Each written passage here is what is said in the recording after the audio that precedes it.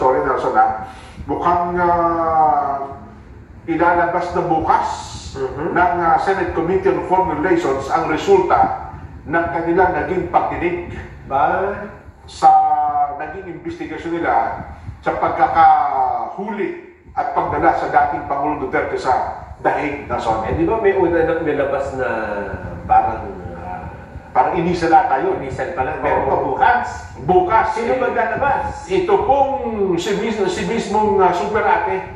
Sabi po ni Senadora Amy Marcos, isang masusing talaan ng mga pangyayari mula Mayo 2024. Comprehensive na ito.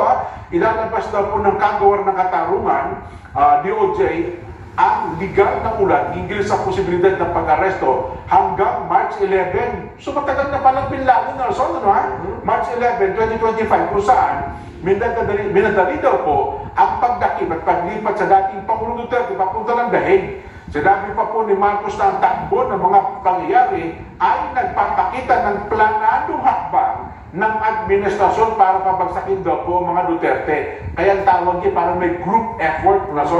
Group effort daw po ito. Ito daw po dahil sa pagkaka-aresto kay dating Pangulong Duterte na hindi alusunod sa mga batas na umiira sa ating bansa. Yun lang.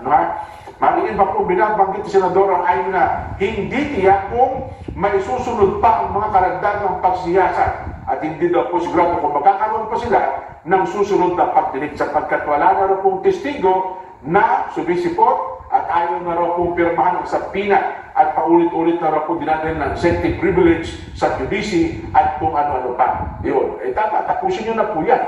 Kasi mukhang yun na talaga dyan. Kahit kasi kung pakaba, yun pa ng pakaba, tapos doon din naman ng bansa.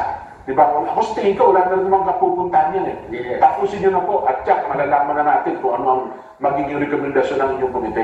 Yan, importante. Anong gagawin? Pagkatapos na masiyasat at nakita kung ano ang talagang mga nasa likod niya. Yan. Sayang, ihahabol sa natin ng pagdati ito, hindi daw po natin na matawagan. May motorcade sila ngayon Kung hindi ako nagkakamali gawin, dito na sa Metro Manila sila ngayon. Sabi niya kayo sa akin, ay kung may pagkakataon, ay matawagan siya kung pakahingatan ng konti. Parang hindi ho yata tayo nakasingit. Anyway, bukas, ihabol natin. At kayo po ng aming pangako sa inyo, araw-araw po at pipilitin natin na magkaroon din tayo ng pakikipagpanayam sa mga senatorial balls po hanggang Mayo at Jess ng taong kasalukuyan bago dumating pong araw ng eleksyon. Anong eleksyon natin? May 12, May 12. May 12. Ayan. Ang resulta po ng ating Vox Populi sa tanong na, naniniwala pa kayong nakikialam nga ang China sa magiging resulta ng ating eleksyon? Inaku po! Pag ganito, wala pong naniniwala sabi niya, opo, naniniwala kami. 0. Ano sabi na, hindi kami naniniwala. 100%. Nako po. Teka muna. Happy birthday muna sa misis ko. Ayan ang importante. Happy